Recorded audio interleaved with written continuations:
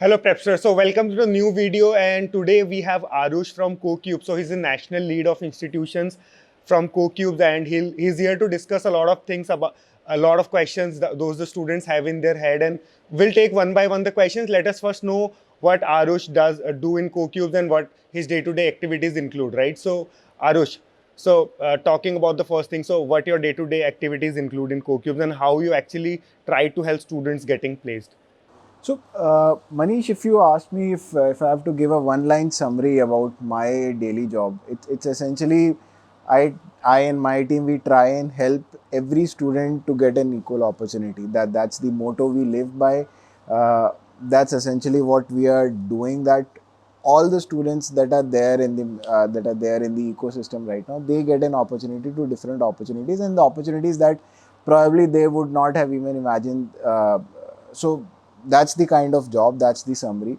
uh, every day my job requires to talk to three different kind of stakeholders. I am pretty closely working with different training and placement officers of hundreds of colleges. On one hand, obviously, that extrapolates to students, interacting with students and ensuring that all their queries are solved. And on the other hand, there are corporates, people who are hiring through our platform, uh, corporates who want to understand what kind of a talent pool is there in the country. So those are the talent acquisition head, HR players in the, again in that ecosystem. So broadly, these are the three stakeholders I interact with every day, and this is what I do, and try and mix and match all these three stakeholders, and so that everyone is on the same platform, and the opportunities that corporates are coming up with, students have access to those opportunities. Thank you, Arush. Now the most important question which we have in our head and even students have is, see, we are into the corona wave for the past 5-6 months now. Even I saw CoCube, some of the companies were active on CoCubes. So what do you think about the next 6 months if we talk about placements of generally 2021 batch and 2022, also 2020 batch? Are companies going to be hiring them? Are the number of hirings going to be increased? Or, what do you say about that? Number of companies plus the number of candidates they were taking. For example, I say X company, they hired 10,000 students last year. So what is the expectation that the number of candidates they hire this year? So Manish, I'll answer that question in two ways. Essentially, there are two questions. One, when the companies are expected to start hiring, and secondly, uh, what's the number going to be? So, if you talk about the impact of Corona, definitely we saw a huge impact there. Every week we were having like 15, 20, 25 job opportunities going live on our platform in the month of Feb. And the moment after Holi, when the lockdown and all started, that number substantially came down to 6 to 8 opportunities a week. March went like that. April, there was further reduction of 10-15%. May remain the same. But what we observed from June, things started picking up. And the July numbers are now similar to March. I won't say we are still at the Feb level. We are almost like 70% there to the hiring opportunities that are coming on our platform, companies that have started hiring, if I compare to the start of the year. So that's been the impact on the first part of your question. What's happening on the hiring side? How many companies are hiring? So definitely there was a pause in quarter 2 of the year. What we have observed now, that hiring has started slowly picking up. This hiring season will run delayed by a couple of months, 2 to 3 months. So normally, our hiring season picks up around July every year. This year, I expect peak to come around September, October, and next couple of months will be crucial. But yeah, definitely this pause has we've passed this phase, and companies have started hiring. So that's the first part, and I think that's the good news to students. And I guess you guys should start preparing now. Companies have started hiring. Coming to numbers, that's not so good news, I would say. And whenever someone asks this question, I always tell them it's a mixed bag news for you. That obviously companies have started hiring on the on the one side, uh, but definitely the numbers are going to be subdued this year. Okay. So that means the percentile score, or if let's say 1 lakh people applied and last year they hired 10K. So this year they'll hire 3, 4K, 5K. So not 5K, so what my expectations would be around 7.5K. So around 20-30% odd reduction we expect this year in the numbers. So, and as you rightly said, this definitely means the competition is going to go up. So basically, you should have a better score, right? If I would say CoCubes, let's say I gave CoCubes last year and my score was, I say, 85 percentile. So I think I should retake the test and try to get 90, 95 so that my chances increases. Absolutely, and that's a very valid point. As I said, the number of students applying to a job remains the same as last year. So if 100,000 students were applying to a particular company and 10,000 were getting recruited, that 100,000 number will remain the same, but the 10,000 will probably go down to 7,000. So your chances of getting recruited substantially goes down, which means you need to have a higher score whenever you are writing a placement supported examination. Not just that, what students need to ensure is that their score, overall score is obviously one metric, their sectional scores will also have to be substantial. Likewise, if I say you have visual reasoning or if you have psychometry test. Exactly. So I'll give you one example, and it's a pretty recent example. There's this particular student who has a very high score in CoCubes test, 600 plus. But if I come to sectional scores, there's one particular section, the score is around 35 or 40%. Okay. Because of which that student's job suitability is substantially going down, despite having a good score. So one, obviously you need a higher score, but secondly, your score should also have, there should be an equated distribution across different sections as well. I mean, there should be a minimum cutoff at least. Minimum cutoff. So you can't have ki if I can have a 10% score in domain and 90% in coding and I'll expect to get shortlisted in all the companies. No, definitely not. Your chances will get reduced. So what students need to come up with is if they feel their score is low on the lower side, they can definitely write the exam again. So Arush, now the most common question that we get from a lot of students is, I belong to a tier 3 city, let's say a very small city. So how do I get equal opportunities? Because someone from Delhi or Bangalore, a lot of companies keep on hiring, they keep on doing pool campuses here and there, and they get to apply for it or at least appear for it. But someone who's from a very small city, I would say from a city called Guntur in Andhra Pradesh, and if he's supposed to get a core job or a job, even a job, right? So how do CoCubes, so as you talked about equal opportunities for everyone, so how do you treat the tier 3 students and how do you reach out to them and how do they reach out to get a job from your side? Very valid question, Manish. If you are the motto, the vision which we started the company or the founder started the company a decade and a half back was that every student across the country should have an access to opportunities. It's not just people in Delhi, Bombay or in metro cities will get, or in good colleges will get access, but there's a substantial talent pool which is available in tier 2, tier 3, tier 4 cities. Okay. And we've seen this over the years. I'll give you one example. Adobe does diversity hiring through our platform, and that's at a package of close to 40 lakhs. Okay. And every year we see at least 4-5 such case studies wherein a tier 4 or a student coming from a rural background or a tier 3 college gets a job. I mean, we've had case studies wherein the father was a rickshaw puller and the girl child got an opportunity in Adobe. She's working there. So the way we approach is, and when we go and talk to corporates, it's always that it's not like this, these are the colleges, those are signed up with us. Our pitch, our proposal to corporates is always that you look at the talent pool. The kind of skill set you have in Delhi or the kind of skill set you have in Hyderabad, you will get exactly or even better skill set in a region like a Guntur. Why do you want to hire only through Delhi? Try a pool for students who are there located in Bhilai. So that's how we talk to corporates, that pedagogy, obviously it plays a role, but ultimately when they are going to hire, that's not the only criteria. They should definitely look at the skill set. And that's what corporates do to us whenever they go live on our platform. It's not about what colleges they will be hiring. Our entire shortlisting, our entire examination, as I was previously talking about, students along with the total score, students should also look at the sectional scores. So that's the entire basis on which we hire, that students need to have the desired skill set. College, it's good, but ultimately the entire shortlisting will be done on your sectional scores.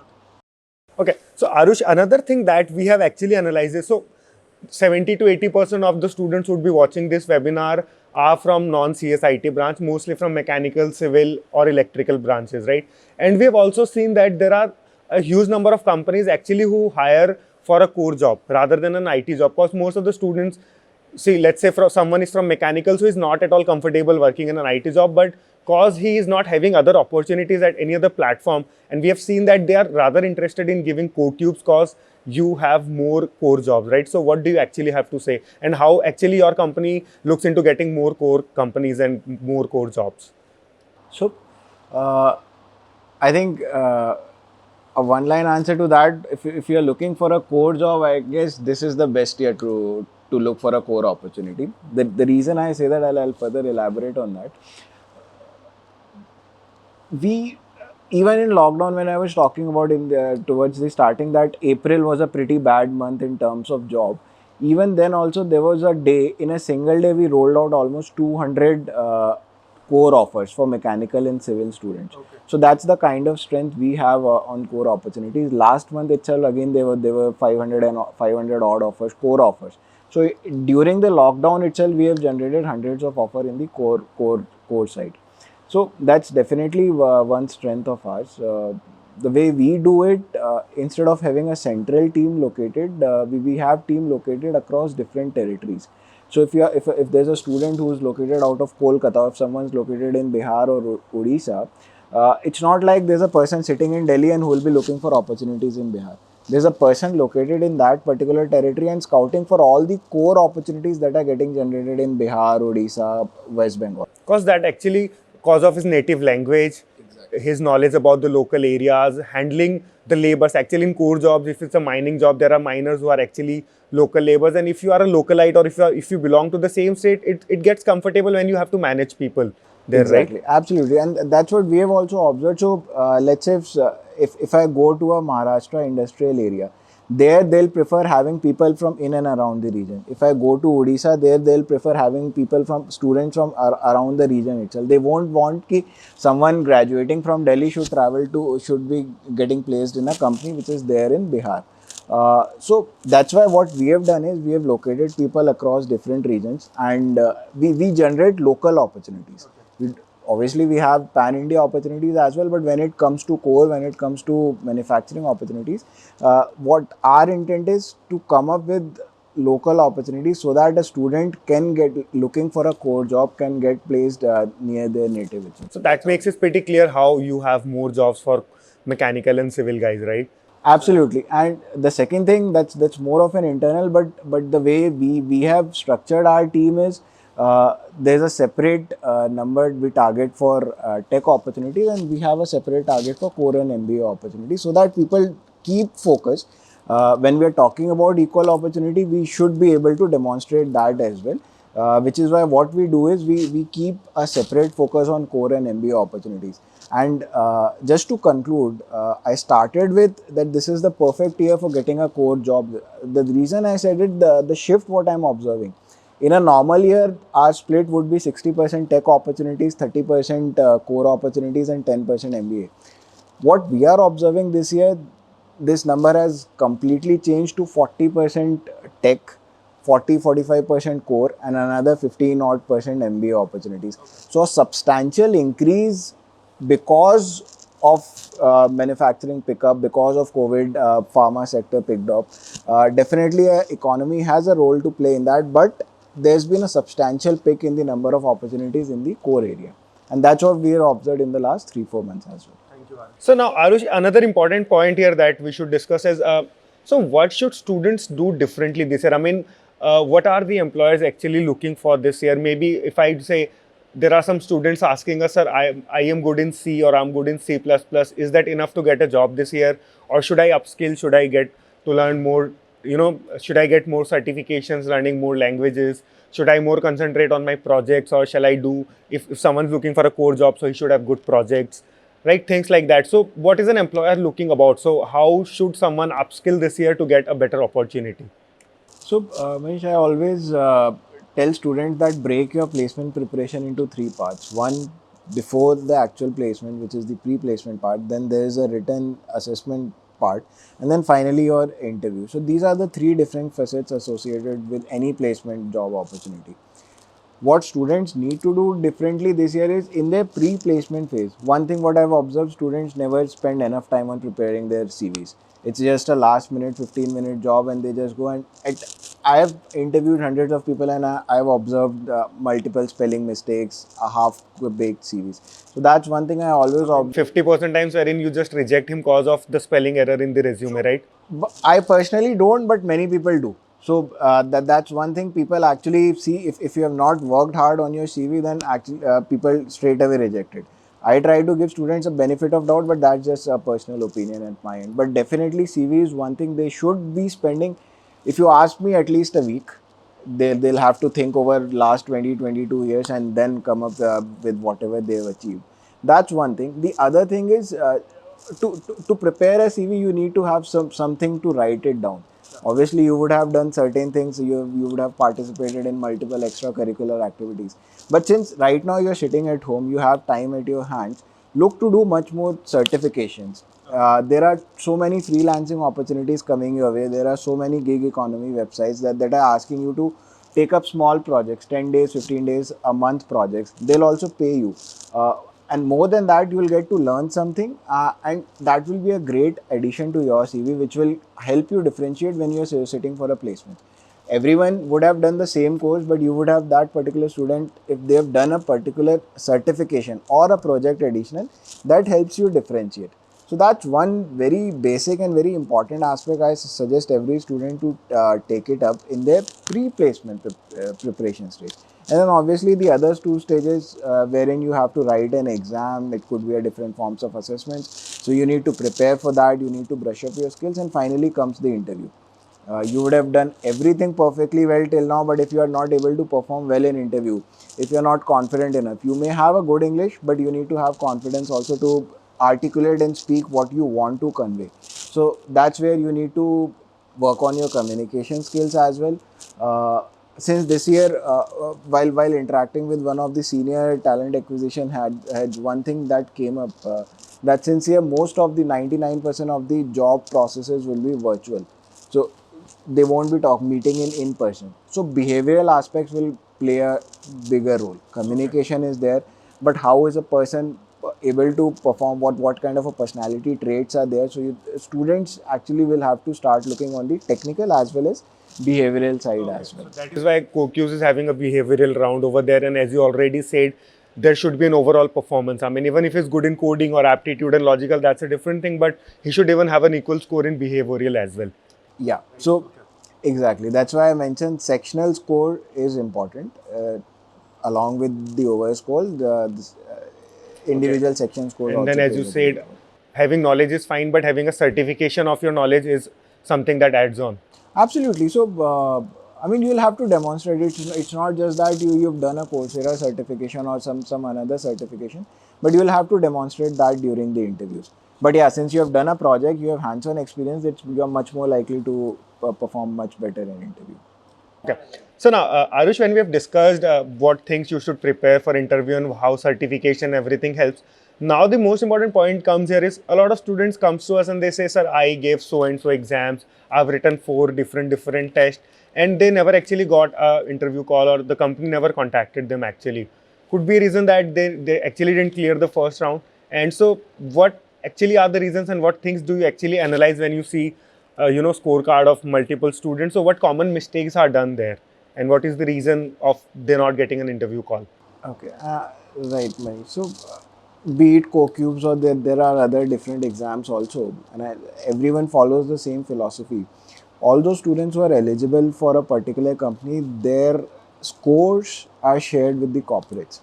Now, what happens is, again, I'll go touch base with the sectional scores point. What happens is, you may have scored perfectly well in all the sections, but let's say your written English skills are not up to the mark as what corporates are requiring, or maybe your coding score is lower. If it's a IT product company, they'll always expect your coding score to be on the higher side. So while from our end we have shared the scores, but then every corporate has their own understanding that we want at least this level of skill set in the students. which is why what happens is, despite there are multiple opportunities coming on our platform, despite having a good score, but a poor score in one section leads to the fact that you are not able to get access to as many opportunities as you can get. So that's one of the major reasons because of which the number of opportunities gets reduced. The other thing what we have observed is that either in case of retake or a new student signing up on our platform, uh, they write the exam without much preparation. So, I mean, you want to say they have just signed up, they have paid, and they have written the exam in the next 3 days. Or if a student is writing the exam again for improving his or her score, what we observe is that very next day they'll sign up again, and 2 days later they're writing the exam. Though we allow that, but what personally I would suggest them, at least give a 15 days time, introspect what went wrong. You have your score sheet in front of you. What are the sections you were not able to score well? Brush up those skills, further work on that, take another couple of weeks time, and then write again, rather than just hurrying up and opting for the exam again and again. Just prepare well and focus on the entire gamut of things, not just one particular section. As long as your entire gamut is perfectly well balanced, you will get maximum opportunity. That's a common thing. I mean, that's what we even suggest. Even we get queries like, sir, I want to give CoCubes, and what do you think should be the ample time that I should prepare? So as you said, 15 days. So I would say if you're a slow learner, that could be a month, right? So there should be at least a 15 days or a month of preparation before you give any test. So yeah, as long as you're confident that you've covered the entire thing while sitting in the exam 2 hours before the exam, you should not feel that maybe I could have prepared much more on the aptitude side and I didn't give too much attention there. As long as that thought is not there in your mind, you are confident, I think you should just straight away go and write the examination. That's the mantra I would say. So now, Arush, one question that we've got from a student is, can CoCubes be taken from home? And if yes, how do I sign up or how do I register for the test? Oh, absolutely. I mean, we operate in two different ways. One, we directly work with colleges, wherein colleges sign up with us, and the other, wherein students can directly come on our website and register for CoCubes. So, given because of COVID, we also realize it won't be possible for students to travel and write exam either to their campuses or to a center, our centers.